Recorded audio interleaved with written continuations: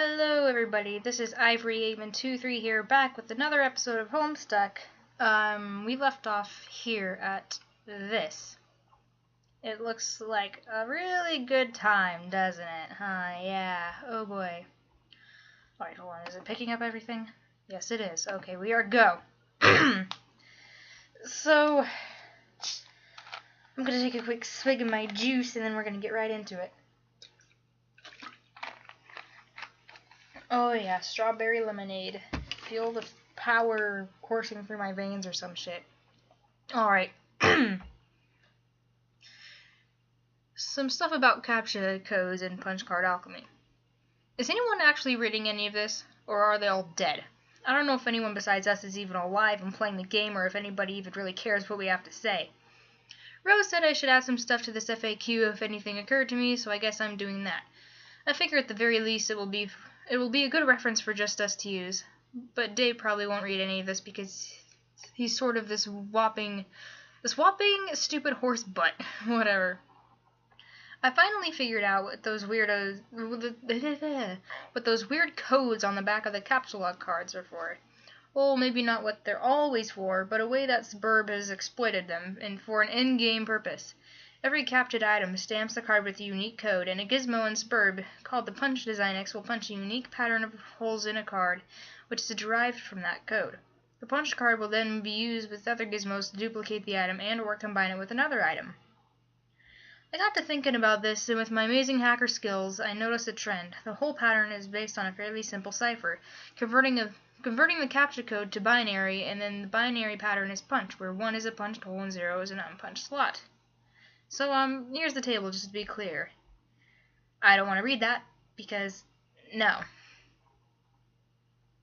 There were a couple oddball characters, exclamation and question mark, at the end to bring it up to 63, 0 through 63 equals 64 total, i.e. 6 bits. Is that cause or cuz? Because the binary representation of the captcha code cards are 6 bits each, which have a range of 0 to 63. So, for instance, the captcha code for the hammer is NZ7UN6BI. Look up the index for N first, which is 49. The binary of 49 is 110001. Keep doing that for all the chars, and you get, maybe it's characters, I don't know. It gets that. I don't really want to read that. Okay, that's the pattern that will be punched on the card, but the bits that are arranged top to bottom, left to right in 4 columns, like this. Or punched on a card like this. Oof, okay. Well, okay, that pretty much looks like shit, but you get the idea. So to combine two items, you just overlap 2 punched cards. Only the places where both cards have a hole will show through, so it's sort of like a bitwise AND operation on both cards. The new pattern gives you the code for the new item. For instance, combining the code for hammer and pogo ride gives a new code with less holes, obviously, which translates to 126GH48G. That whole pattern went on to make the pogo hammer, which is so rad you have no idea. I've also wondered if you can combine items in other ways like bitwise OR. That means combining the cards to get more holes, not less, i.e. the new pattern has a hole for every hole on either card. This pattern would be accomplished by double punching a card. Like 2 codes, 1 card. I've got to try that sometime. But there are some mysterious things about all this. First of all, with all the hole slots, there are 48 bits in total, which means there are almost 300 trillion possible codes. And 300 trillion sounds huge, but when you consider it is supposed to account for all conceivable items, including all the wacky combinations of stuff, it suddenly doesn't seem that big. This leads me to believe that not every combination of item has a viable duplicate. But this is kind of obvious anyway, since there are many combinations of punch cards that will produce either a blank card with AND, or a totally punched card with OR. So there are lots of dud combinations out there, and many that will just lead to the same pattern. Like, for instance, a gun and an atom bomb could make some sort of ultimate death ray. But for that matter, a shoehorn and a potted plant could lead to the exact same pattern. So weird. Also, it seems like combined items will always have patterns with either much fewer holes or much more holes than more ordinary items, which will occupy a vast meaty middle of all possible patterns. It is strange and counterintuitive that more complex objects have simpler patterns, but hey, there you have it. But all this sort of makes me guess this system can be cracked in some way. Like, if you have a complicated item and you want to extract simpler item components from it, there might be some algorithm for deriving the pattern you want, or at least narrowing down the possibilities. There might also be ways of charting through the simpler patterns on both ends of the bit spectrum, and pinning down the ones that will make cooler stuff. Who knows? I want to ask Jade about this because she's really good at this sort of thing, somehow, even though she doesn't have my elite hacker cred. Too bad she makes herself so scarce all the time. Jade, if you ever read this, let me know what you think. Huh. Punch card calculator. Oh boy. Oh, that's like an actual... This type of file can harm your computer. I don't want to keep that if it can harm the computer. I'll click the link though. The other thing, what's this? I don't want this. I don't want that at all. Okay. Exit. Oh, okay. You enter the laboratory. I almost called it laboratory in another episode, but I'm just like, no, that's a mouthful. Rose, look for mad scientists. There are no scientists to be found, mad or otherwise, or anyone for that matter. Sorry, the lab appears to be deserted. There is a kiosk, though. Oh, what in the world? Looks like the kiosk monitors the lab's enormous hub grid. Transportalize as far down as you can go. That's for Jade. Oh my goodness. That's actually kind of cool. Sorry. This is as far down as you can go. The grand foyer is still a few floors down, but the transportalizer on that level is blocked by one of Grandpa's impressive big game trophies, and you just don't think he would cotton to someone moving it. Speaking of which, here are some of his trophies now. He has 1,000,000 of these ghastly things. You really just like them. Proceed. Ooh. Wait. He's got a snake around him. He's eating something. Oof. You hop down a level. Granddad also likes to accumulate valiant knights from his travels. These are pretty cool, you guess. Keep going. Oh, well, okay. I guess whatever floats your boat, dude. That's something. Oh yeah, how could you forget about his stash of decrepit mummies? God, you hate these things. Don't stop. Oh, please stop. Don't go further. What? Oh, sorry. This is your grandfather's collection of what he refers to as his beauties. No lovely lady will be fit for his collection unless her portrait has spent at least 20 years bleaching in the front window of a beauty parlor, a sort of establishment he's plundered no less frequently than ancient tombs. You guess they were sort of like your sisters while growing up, and you were always encouraged to look up to them. Oh, sorry, this is going to be another yawning episode. They were all awfully pretty ladies, you suppose, but it was always hard to get as excited about them as Grandpa. Wait, is that the Grandpa's text? Jade, study hard and keep your rifle at the ready. When adventure summons, I know you will rise to the task and take your rightful place among the daughters of Eclectia. That old kook sure is a bag of wind. Complete your descent. What is that? That is doofy looking. You reach the ground level. This is the stupid thing blocking the transportalizer. It is unspeakably hideous. Down the southeast hall is the grand foyer. You'll have to cross through it to leave the house. What is that thing anyway? Looks like someone's pestering you, even though you thought you logged off. Answer. CG. Oh boy. This is a new person, looks like. Hi again, idiot. I don't know what kind of voice I'm gonna give this guy. Oh no. So I guess today is finally the day you fuck everything up. Oh. Okay. Is there nothing I can do to change your mind? You can leave me alone. And how can you even be talking to me after I blocked you? And after I logged out? You don't get that I am better and smarter than you in every way forever. You don't get that because you weren't sorry. You don't get that because you are incredibly stupid. I get that you're a jerk and you should shut up. Goodbye, you jerk.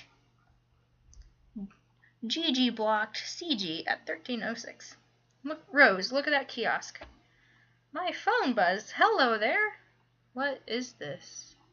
Is that where I am? No, I don't know what that is. I'm somewhere here. Looks like a mapping of each hub's index. It appears one of the hubs was recently unlocked. Oh, that's what it is. You should read the text before you start guessing things.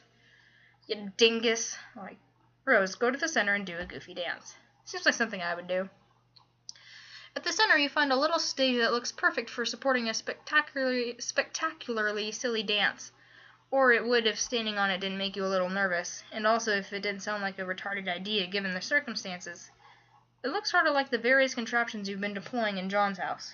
You wonder what it does. Attempt to plug laptop into nearby hub.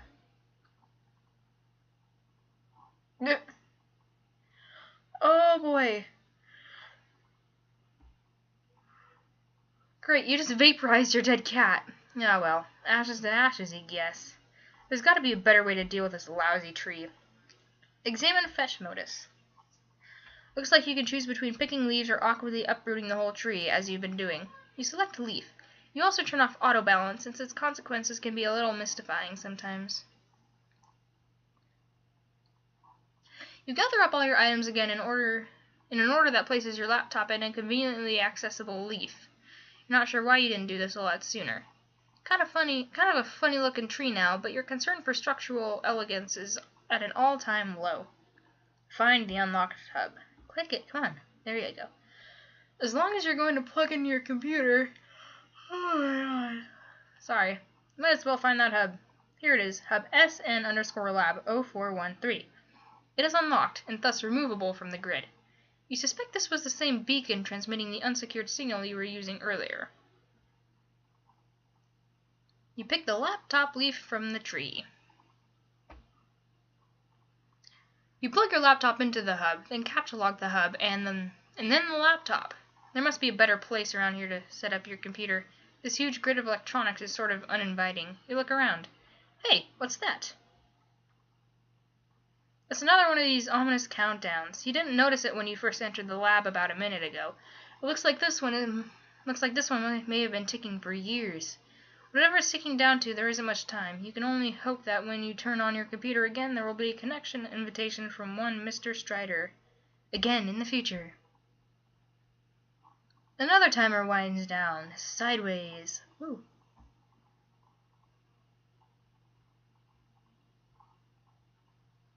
Uh-oh, I'm guessing that's bad. He's got a lot of mailboxes with him. Oh yeah, he chopped the head off of that thing when it ate the mailbox. Forgot about that. Oh boy. Huh.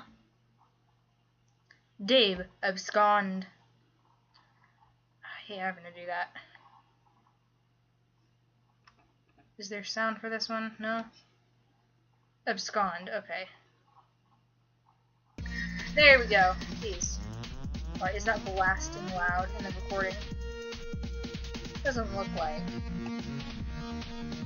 Should probably keep it up. Keep it down so you can see it though. Jesus!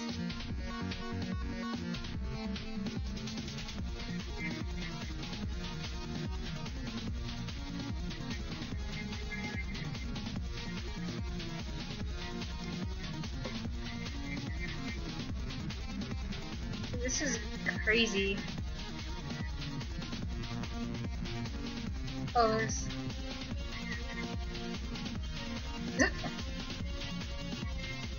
No, Dave, no!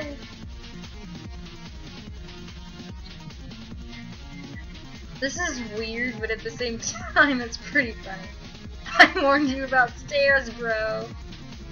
I told you, dog. It keeps happening! Oh boy.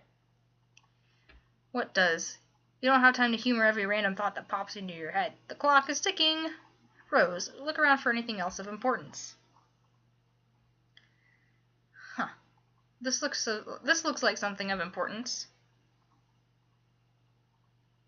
Oh boy, that does look like something of importance. It appears to be Skynet's primary session terminal, monitoring a great number of SBURB sessions in the northeastern United States and parts of Canada. Upon further investigation, you draw some logical conclusions. It looks like each session consists of an IP address and a physical location. Then colored dots on the map appear to be meteor impact sites. It seems each session corresponds with a meteor, but not all meteors have sessions. The color of the red dot appears to indicate the status of the meteor's descent. The red dots indicate meteors that have already landed. Yellow dots are imminent collisions. Green will impact later, and blue will take the longest to touch down.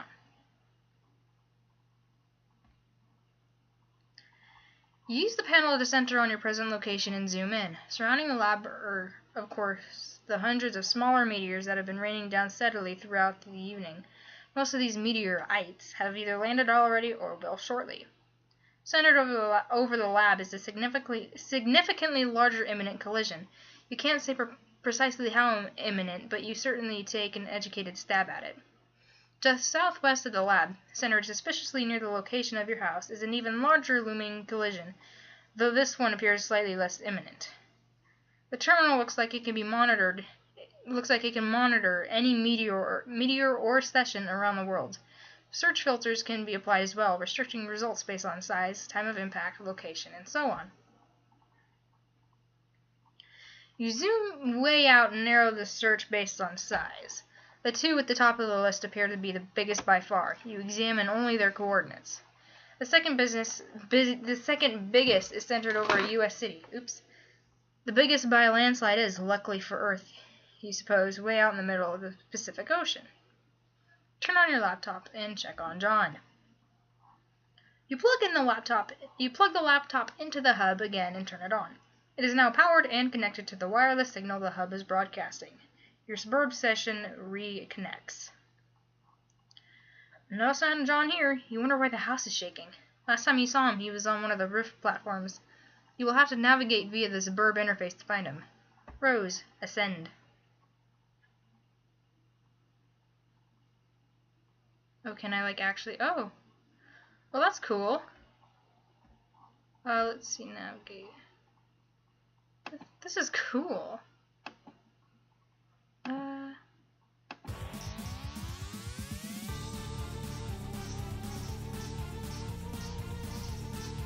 I just love this music. It's so cool.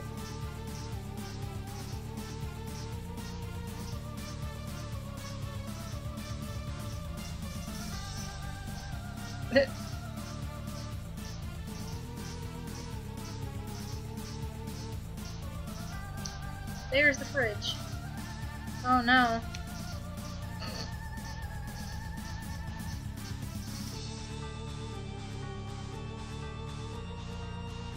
This is amazing.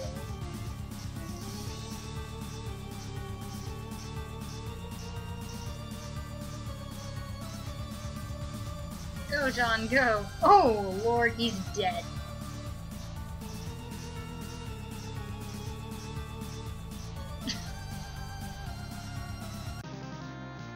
Yay! Good job, John. John, high five Nanaquin. Left hanging long enough. Show pastor log. Good work, John. Oh, hey, you're back. For now, I'll leave to... I can't fucking... Alright. For now, I'll have to leave again shortly. It looks like there's another large meteor headed for my present location. Oh, so you mean Dave connected with you? Not yet. I'll explain later. But I think I've determined that activating the timer in the game is not directly responsible for summoning a meteor to your location. The countdown seems merely to exist as a kind of warning to the player, as well as a strange coincidence. Okay. I don't really think I get it. Is this relevant? Probably not at the moment, and certainly not to you. I have to go. Okay, later. P.S. Try not to waste too much of that grist while I'm gone. Climb that etch ladder. You rocket up the etch ladder to the dizzying heights of the vaunted Boy Skylark rung. Your new feather is hard-earned and well-deserved, and alarmingly fashionable. John, collect fat loots. You and your ceramic pork hollow rejoice in the mound of wealth yielded from your meteoric ascent up the ladder.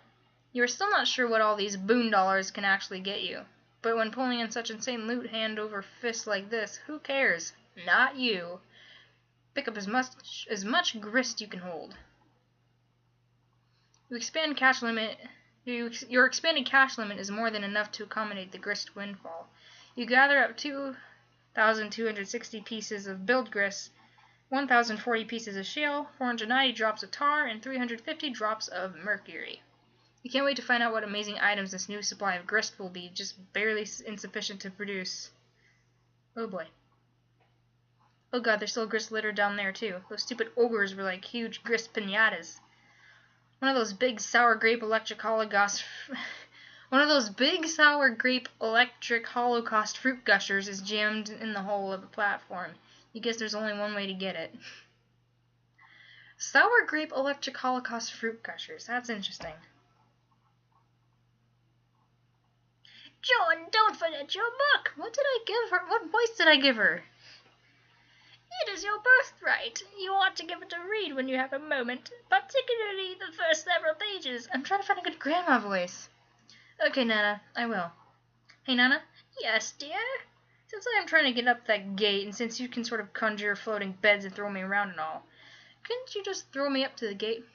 Yes, of course, John, but that would not serve your purpose well. There is a very good reason why you should build up to it, and then keep building. No, okay, I guess that's what I figured. So just one more thing. Do you think that instead of telling me exactly why that is a clear explanation, you can give me a series of really coy riddles about it, then sort of giggle? John, you are a very fresh young man. Your father has done such a wonderful job raising you. I am so proud of you both. I guess. When you pass through the first gate, everything will change. You will find the place where the constellations dance beneath the clouds, and then your true work may begin. Ho, ho, ho! I suddenly understand everything. Elsewhere, we find a place. Oh, I should probably do a dramatic voice for this. Where a kingdom lies entrenched beyond an impenetrable veil of darkness. This is a horrible dramatic voice.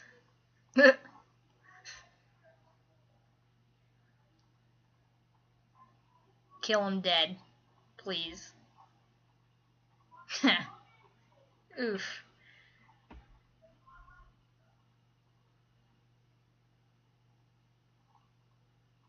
Ooh boy, this is interesting. Graveyard stuffers. You are now the peregrine mendicant. You are flying westward in your peculiar mobile station. You have no sense of your bearings presently. The door is blocked by a metal column which extended through the entry shaft before liftoff. What will you do? Check mail. Seems about right. This message to Dr. Brenner looks very serious. Open envelope. Never! This mail is sacred, and sacred is the trust between the postman and the recipients of his precious parcels. You have made a solemn pledge to deliver this letter to the doctor just as soon as you determine where this address is, or find any sort of discernible mailing address in this wasteland for that matter. The mail is freedom, the mail is life, the mail is the very fabric of civilized... Wait. Hold that thought for one moment. He is the postman. The mail is the one final hope for resurrecting a dead planet from its ashes, and the letter carriers are the brave soldiers of God in this righteous crusade. They are the defenders of the light of knowledge, free communication, and the exchange of ideas. They are the bold toters of all those little papery conduits of freedom, the white postmarked angels that whisper a message on their deliverance, a promise to the yearning. There is hope yet. Liberty, reason, justice, civility, edification, perfection, mail. Examine keyboard and screen. It's the terminal you used to activate the station's homing mechanism. It looks like it has now returned control to you. The default viewport displays commands previously entered, including your last and only command, arrow, home. Type, arrow, view. You type another one of the previously entered commands. It switches to the view of a young girl standing alone somewhere. There is a heavy amount of video interference of some sort. The girl seems familiar to you. Greetings. Don't I know you? No. Oh, was she shaking her head? Or no? Okay. I can't tell. You broke it. Good job. Way to go, whatever your name was. Oof. Unestablished in 1 minute and 38 seconds. Rose, refuse to acknowledge the absurd tea set. You successfully disregard the tea set because it's stupid and shouldn't be in a place like this. You probe further into the lab. Looks like a little girl's room. This all strikes you as a bit odd. No time for messing around in here, though. Wear the scarf, be the rider. Oh my, there's something in there. Okay, maybe you'll do a little messing around. You're only human after— what's that? You are accosted by a friendly mutant kitten. Resist great urge to take the wedged shale. Oh, John, resist the great urge. You know you should grab this thing, but... You were suddenly feeling apprehensive about entering your father's room. With all the scampering around, it almost slipped to remind how much you hate his hideous clowns. No use putting it off any longer. There's only one thing left to do. Give me a D. Give me an E. Give me an S. Give me a C. Jump down. Well... Jade scampered to Grand Foyer with wild abandon. You scamper your heart out and bump into something. You don't know why he always insists on keeping it so dark in here. Oh look, it was one of his dumb globes. These things make it awfully difficult to navigate the foyer. We get it, Granddad. You like to travel around the world going on adventures and stuff. Lousy goddamn stupid globes. Jade, arm yourself. Grandpa will surely have stern words for you if he catches you without your trusty rifle at the ready. That's just what you need, another one of his blustering, mustachioed diatribes. You are rolling your eyes in advance, getting them warmed up. But ideally, you can evade him altogether. All you have to do is get past the fireplace and out the front door, and you will be scot-free. Examine those chaps on the sofa. My throat's getting dry. It's getting dry as fuck, boy. Hold up, give me a sec. Alright. Sorry about that. These are the manners for distinguished house guests. They like to gather here by the fireplace for tea time, as well as pretty much all other times. It's all very mannerly and civilized. You know exactly what's going to happen when you try to sneak by. The fireplace is going to light up and your grandpa's silhouette is going to appear in front of the fire to give you good spook. He is so predictable. And there he goes, the old man. Has the flame. Did he just twitch or something, or was that... No. Well, I keep thinking I see him. Maybe it's because... Okay, never mind. It's the way the fire's moving. You suppose you could still manage to sneak by the crafty old man if you are fast enough. Avoiding an encounter would be ideal. Encounters with him are usually intense. Leap dramatically across the divide. Whoops. You guess an encounter with him is almost certain now. But most likely not for a while. Time to see what someone else is up to. Oh, let's say Dave. Strife!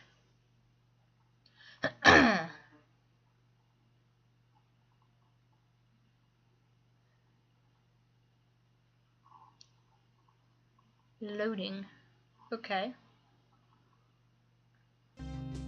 Strife? Oh. Wait, what the hell?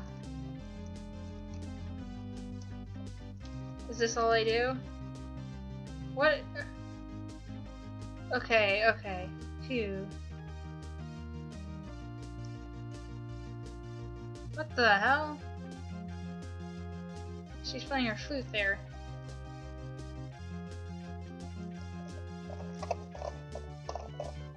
I'm guessing that's all I needed to do? Yes, I'm going out without this gun. No, I will never. No, I will not get a bigger one. No, I will not take yours. I can't even lift it. Oh, is that so preposterous? Oh, that is so preposterous. Do you even hear what you're saying? I will be fine. This is a perfectly deadly gun, and it shoots lots of incredibly deadly bullets. Oh, will you just stop it? I'm going now. Goodbye, heart. Jade, abscond. He was so much easier to deal with when he was alive. Wait, what? Miraculously survive. Oh, PM. Miraculously, okay. PM, peer out explosion hole. Goodbye mailboxes. Oh, is that thing gonna try and eat one? Yep. Bros, refuse to acknowledge the absurd kid. No, he wasn't eating it, he was just giving it back. Aw, that's cute. You fail miserably. Oh look, there's some more mad science crap over here. Insert coin. This weird arcade gizmo adapted to this setup obviously doesn't take coins anymore, assuming it ever did. Besides, you left all your coins on the fridge, remember? Let's play a game. This doesn't appear to be a game. It appears to be an aperifier. Screw around with the aperifier. You mess with the controls. Hey, Jaspers is alive! Or at least he was in the past. According to the timestamp, this was almost 9 years ago. You try to move the crosshairs with the joystick, but it seems to be permanently locked on a specific target. You might be able to unlock it, but you clearly don't have much time to horse around with this thing. You zoom out. It looks like you and Jaspers were having one of your sessions. You weren't making a lot of progress, though, because Jaspers was no doubt being characteristically recalcitrant? I don't know. These are weird words. You possibly jotted this phrase down on in your pad. It's hard to remember, though. Wait. Could this be that day? Cause time paradox. Don't do it. You attempt to apperify Jaspers. This would surely cause a time paradox because you can plainly see that he has not told you his secret yet. But it seems the machine has a safety mechanism to prevent such irresponsible purification practices. The paradox ghost imprint of Jaspers appears instead and quickly settles into a mound of sludge. Huh. Alright.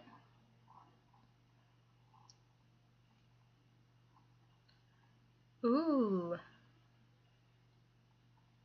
The machine beside it sucks up the paradox sludge and begins some kind of automated procedure. It seems whatever sort of primordial biochemical properties that the sludge possesses is being evaluated by the device. CTANG. That's DNA. We're learning about DNA in biology and it's confusing as fuck. That's like the only thing I can actually remember from it. The device generates a fetal paradox clone of Jaspers. The wretched creature exhibits a number of unfortunate mutations, though. The good news is that it will be miraculously, what the fuck, brain? Mercifully unestablished along with this facility shortly. This is also the bad news. Whoever was operating this machine in the past may have been making unsuccessful attempts to perfect the science of ectobiology. Have a flashback. There is no need for a flashback. Conveniently, we can watch what happened right here on the monitor. You roll the clock forward a few seconds. Jaspers reveals a stunning secret to you in strict confidence. What's the secret? Before you could ask him to clarify, he vanished into thin air. You now believe you understand why. However, you are not the one to purify him from this moment. Your hand was nowhere near the controls just now. A couple of weeks after he vanished, his body washed up along the riverbank. His suit was a mess. Your mother fitted him with a new one just before the absurd funeral service she insisted upon. Trace Jasper's whereabouts on the machine.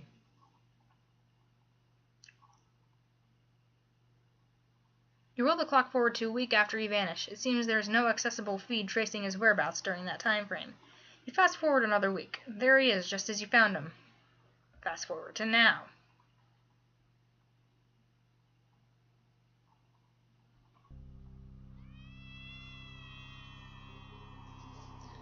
Oh, hello, vacuum out in the dining room. How are you?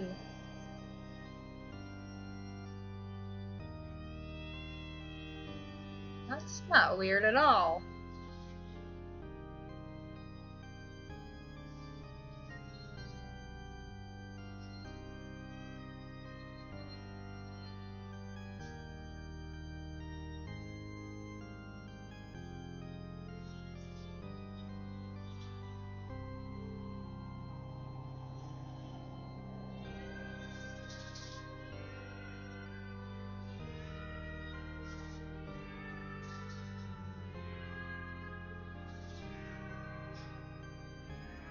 This is interesting.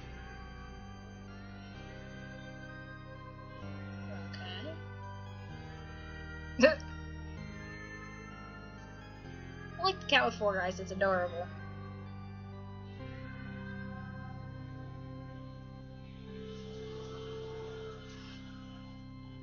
Oh, what was that? What?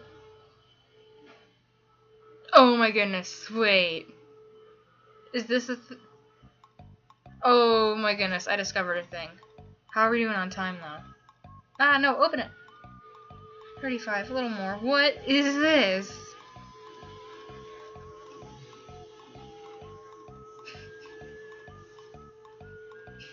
This is so ridiculous. What even?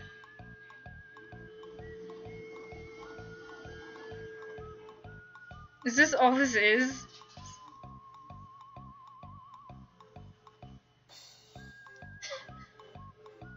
What? Is this? This is all it is, isn't it? Okay, I'm closing this because this is weird. Alright, next page. It's Jasper's! He's alive! Well, okay, he's still dead, but his body's intact. Turns out it wasn't some kind of disintegratifier. Disintegratificator like you thought. It's more like an escapalizer. Purify Jasper's immediately. Poof! Oh boy. Good thing you finally got all this sorted out. You only have 10 seconds to spare. Time to stash the dead cat in Am's grave. Stop fooling around and transportalize out of there. Pretty decent escapalization. Locate and feed the devil beast you call a pet. Good luck. Oh, this was for Jade. Good luck finding him. If he wants to be found, he will find you. Pecorel has always managed to elude your whatever that word is, prognosticative, I'm not even going to try, faculties. He is completely invisible to your intuition somehow, a property almost totally unique to him. It used to freak you out a little, but you have long since grown accustomed to it. Oh. Ooh. He over there. Huh? Oh, it was nothing. Nothing at all. Moving right along. Retrieve the package you expected to arrive. The birthday package you were expecting from John arrived months late, and yet right on time. It landed over there past a crumbling monument, a satellite to the great mystic ruins at the center of the crater lagoon. John, triple somersaults into room, etc. Stick the landing. Not any room. I keep reading words that aren't there. Okay, you do that. You are now in your dad's room. Where are all the clowns? You spot your dad's briefcase beside you. It probably contains all sorts of clues, or at least various forms and paperwork critical to his trade as a hilarious street performer. Snoop. Oh yeah, here come the secrets. Get ready for some major revel. Wait a minute. These are just boring business documents and spreadsheets. What the hell is going on here? Examine your dad's room. What will this be?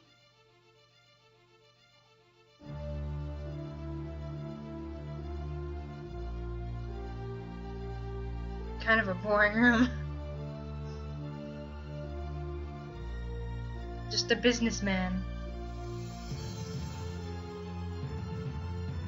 Not all that into clown business.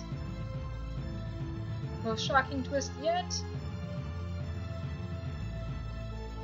Who's this douchebag?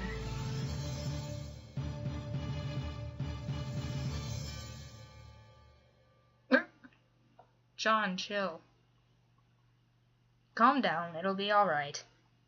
So all these years, while you believed he was out busking up the corners with hilarious antics, he was working as an ordinary businessman all along. He was just a man trying to make a good, honest living for his son. Maybe he was too embarrassed to tell you the truth, or maybe it was just that you never bothered to ask. You guess you always just assumed. The human prisoner has broken out of his jail cell yet again. Attempts to block the cell door with heavy objects have proven futile. Ha! Get owned, you little bitch. You're gonna need a bigger safe.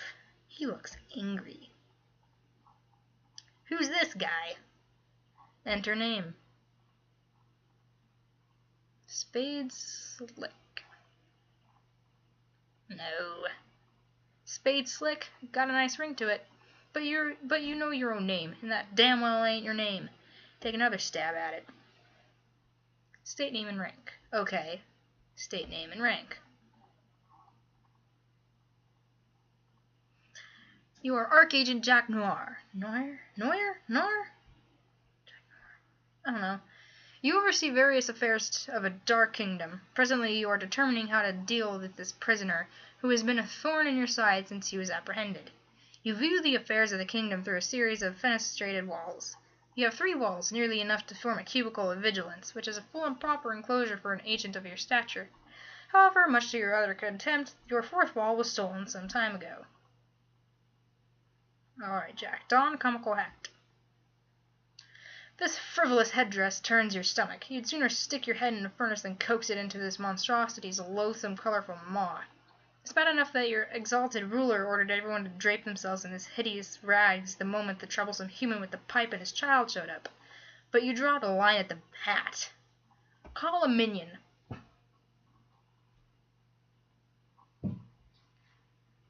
That's a big boy. You order one of your burliest agents to the scene. He brings something heavier this time. But how's the time going now? Okay, maybe a couple more pages. I'm going to try and keep this relatively short. Okay. Your transmission is interrupted. It seems your glorious monarch has concerns over your wardrobe. Ooh boy. Fine. You begrudgingly don the comical hat. Stupid, lousy, wise and just leader. What a royal pain in the ass. Throw down hat in disgust. You fully intend to once your superior stops breathing down your neck for a second. Wait. What now?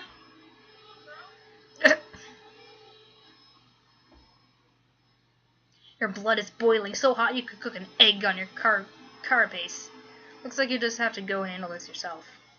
John, investigate room for anything Dad may have left behind.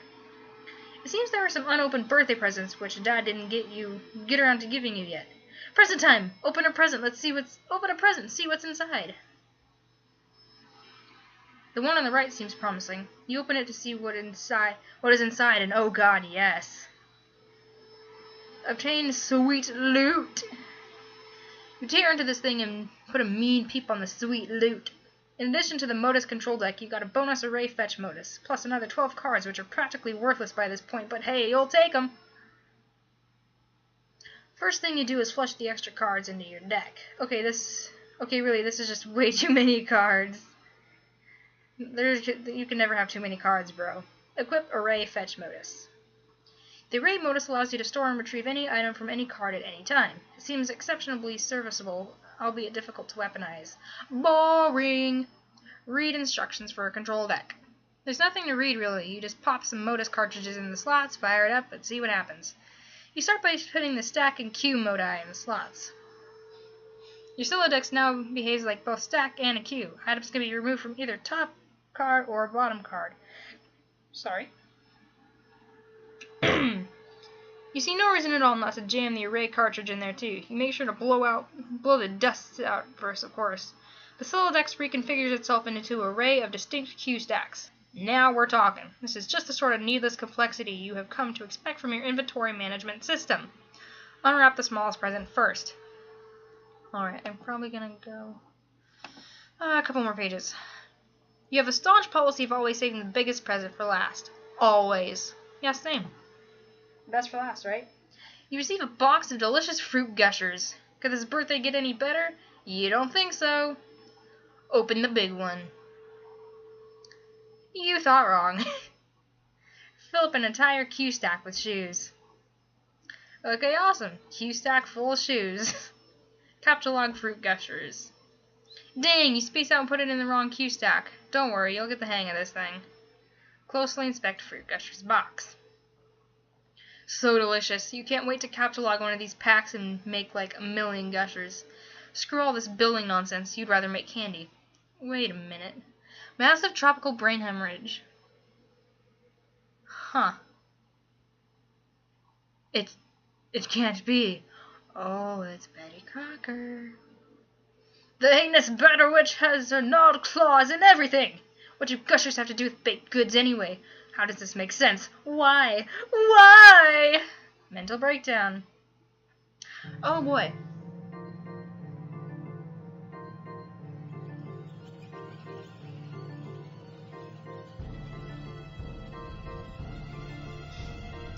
Social anxiety disorder. The other one was grainy.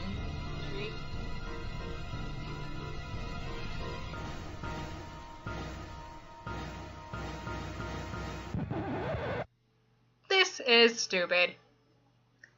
Jade, retrieve package. Alright, let's see. Oh boy. Okay, we'll watch this one last thing and then we'll wrap up this episode.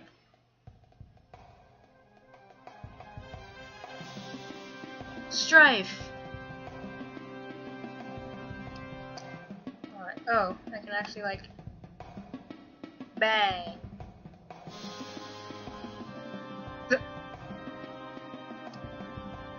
Personalize.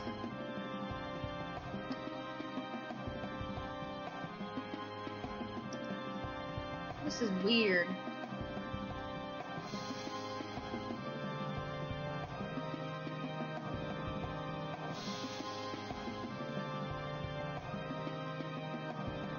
Artillerate. Alright, once we get past this, the episode's gonna end. Oh, what in the world is this? This is like trippy. Oh, hello.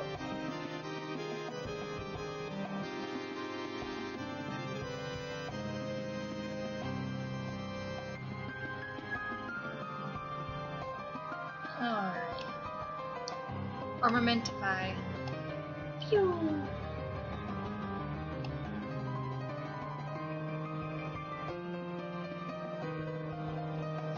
This is weird.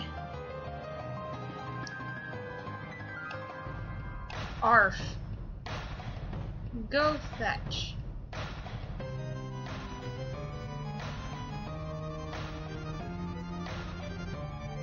No.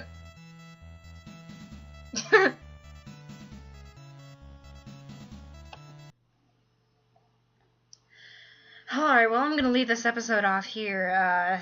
This is getting pretty interesting. It just keeps getting better and better.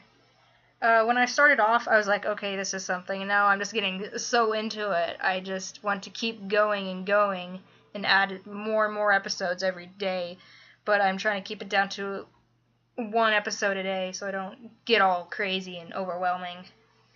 But, yeah, this is amazing.